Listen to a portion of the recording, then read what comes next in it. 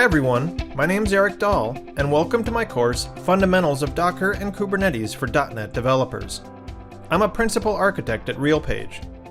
You've probably been hearing a lot about Docker and Kubernetes lately, and for good reason.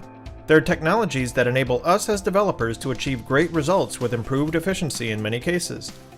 But hearing about the tech and actually doing something constructive with it are two very different things.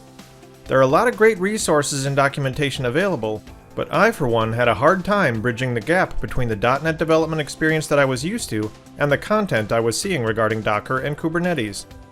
This course is all about bridging that gap and lifting the fog that may surround those topics for you. Some of the major topics that we'll cover include understanding how Docker and Kubernetes can benefit your development efforts, setting up your workstation to work easily with these technologies using the tools you already know, using Docker and Docker Compose to help your development efforts, including the use of a database within this development setup, and preparing your application to be deployed into a Kubernetes cluster. All of this will be done using an ASP.NET solution with multiple websites and will also include SSL. We'll be leveraging tooling that you're already familiar with and showing a couple of new techniques that can be used when user interface tooling doesn't exist.